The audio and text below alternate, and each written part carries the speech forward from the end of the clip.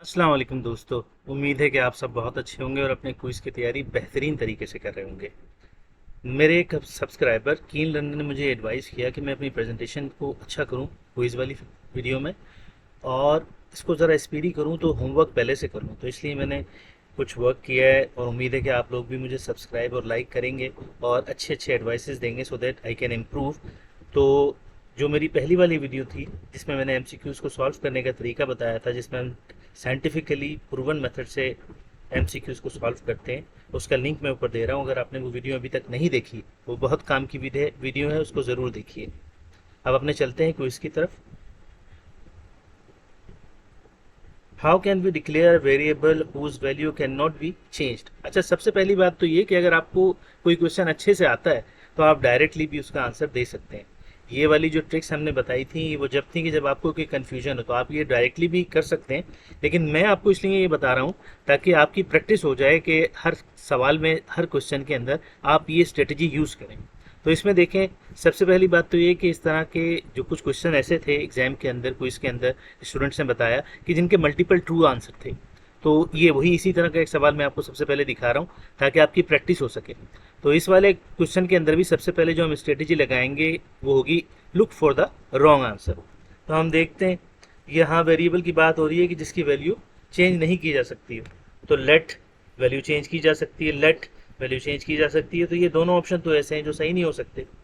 ये स्ट्रिंग है, ये स्ट्रिंग है, ये नंबर है, ये नंबर है। तो ऑप्शन बी और C are the right answers. तो इसमें हम दो चूज करेंगे। आगे चलते हैं। What would be the output of the code. ये कोड लिखा हुआ है greeting string hello world. Lock करा रहे हैं ग्रीटिंग टू अपर केस, यानी जो जो ये हमारी ग्रीटिंग थी इसको हम अपर केस में कराएंगे। तो आप देखें हेलो वर्ल्ड सिर्फ ये ऐसा है जो अपर केस के अंदर है, बाकी कुछ भी नहीं है। और इसमें भी आप देख लें, अगर हम स्ट्रेटेजी देखेंगे 10% जो है टाइम जो नॉन ऑफ द अबव होता है वो सही, सिर्फ 10% टाइम सही होता है, अदरवाइज जो है वो दूसरे ऑप्शन होते हैं। तो इसमें भी हमने ये दो स्ट्रेटेजी यूज़ की हैं और अपना सही आंसर निकाल लिया। बहुत आसान सवाल था ये। What is the correct way to declare an array of numbers in TypeScript. अब इसमें ये कह रहा है कि भाई टाइप स्क्रिप्ट नंबर फॉर्मेट में डिफाइन करने की जो है ना वो सिंटैक्स बताएं। तो इसमें देखें, सबसे पहले यहाँ पर हम एरे का नाम लिखते हैं, यहाँ पर हम उसकी टाइप डिफाइन करते हैं और बताते हैं कि वो एरे है। यहाँ पर ये इसने नहीं बताया, यहाँ पर भी नहीं बताया, यहाँ पर भी नहीं बताया, तो ये तीनों तो सही नहीं हो सकते। यहाँ पर देखें, इसने ये बताया है कि जनाब ये एरे है, तो इसलिए ये जो ऑप्शन बी है ये it is the right one. What would be the output of the code. Enum का एक कोड लिखा हुआ है, कलर्स को तीन कलर्स हम बता रहे हैं और लॉक करा रहे हैं इंडेक्स वन को। This was the strategy. How do you define N interface in type script. तो इस इंटरफेस का जो है सिंटैक्स है वो इस तरह होता है कि इंटरफेस लिखते हैं और फिर जो उसका नाम हमने रखना होता है वो लिखते हैं और प्रॉपर्टी और प्रोसीजर्स हम बता देते हैं। तो यहाँ पर देखें प्रॉपर्टी बता दी है, ये बिल्कुल सही है। इसमें देखें डिफाइन टाइप क्लास, इससे तो हम डिक्लेयर कर ही नहीं सकते इंटरफेस, तो ये वाहिद ऑप्शन है जो कि सही है। तो A is the right answer. What would be the output of the code. A number है, वैल्यू 10 है, बी नंबर है, वैल्यू 10 है। लॉक करा रहे हैं ए प्लस बी को, जो कि रिजल्ट होगा 30 का। अच्छा, अब इसमें 95% टाइम्स जो है ना वो आप देखें तो ये वाला आंसर सही होता है। तो आप देखें कि हम चेक करते हैं, A plus B means add two numbers, बिल्कुल सही है। It will print out number value, बिल्कुल सही है। और 30, ए प्लस बी को जनाब ये प्रिंट करेगा तो 30 हो जाएगा। तो जनाब option D is the right one.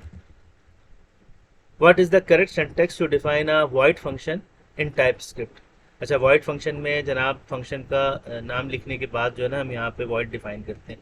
तो इसमें देखिए कि यहाँ पर वॉइड डिफाइन नहीं किया, यहाँ किया, लेकिन ये एरो फंक्शन है, सिंपल फंक्शन नहीं है।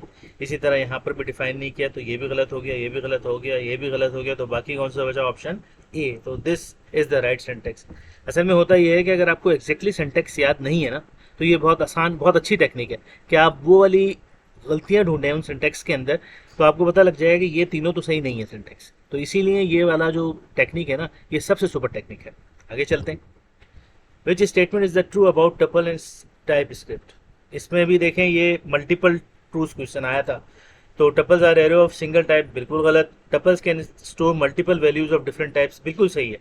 Tuples must have a fix length and all elements must be of the same, बिल्कुल गलत। Tuples are mutable in TypeScript, बिल्कुल सही है। तो बी और डी जो है वो राइट आंसर से, इन दोनों को हमें चूज करना। तो चलते हैं अगले क्वेश्चन की तरफ। What is the correct sentence of to define an arrow function in TypeScript. Arrow function की बात हो रही है, नन ऑफ द अबव वाला क्वेश्चन है, तो 10% ही ये सही होगा। तो चेक कर लेते हैं, बाकी दो गलत चेक करते हैं। तो इसमें देखें कि इसमें कहीं भी एरो नहीं है, तो ये एरो फंक्शन नहीं हो सकता। इसमें भी कहीं एरो, अच्छा ये है एरो, लेकिन ये देखें दो इक्वल की साइन लगी हुई है, तो ये तो हो ही नहीं सकता। तो ये दोनों तो गलत हो गए। तो बाकी एक ही बचा हमारे पास, इसमें देख लेते हैं। कांस्टेंट माई function parameter 1 type 1, parameter 2 type 2, return type, और ये है एरो फंक्शन और फंक्शन बॉडी हम यहाँ पे बताएंगे। ये बिल्कुल सही सिंटैक्स है। तो type A, option A is the right one. आखिरी क्वेश्चन है, what would be the result of the code annum colour red green blue. अच्छा, लॉक करा रहा है कलर डॉट ब्लू को। तो इसमें देख लेते हैं जनाब के रॉन्ग आंसर्स कौन कौन से, उससे हमें पता लगेगा। कलर्स डॉट ब्लू के ऊपर यहाँ देखते हैं 0 1 2, ब्लू तो हो नहीं सकता, 3 भी नहीं हो सकता। वैसे हमें डायरेक्ट पता लग गया है कि 0 1 2 इसका इंडेक्स 2 है, तो प्रिंट यहाँ पे जो है वो, ये जो लॉग होगा वो 2 होगी वैल्यू। तो ये राइट आंसर है, लेकिन 3 भी नहीं हो सकता और ये भी नहीं हो सकता, इससे भी हमें पता लगा। तो जो करेक्ट आंसर है वो बी है। मुझे यकीन है कि आप मेरी वीडियो को बहुत पसंद करेंगे और मेरे चैनल को सब्सक्राइब करेंगे, ताकि मेरी मोटिवेशन बढ़े और मैं इसी तरह अच्छी से अच्छी वीडियो आपके लिए बनाता रहूँ। Thank you very much.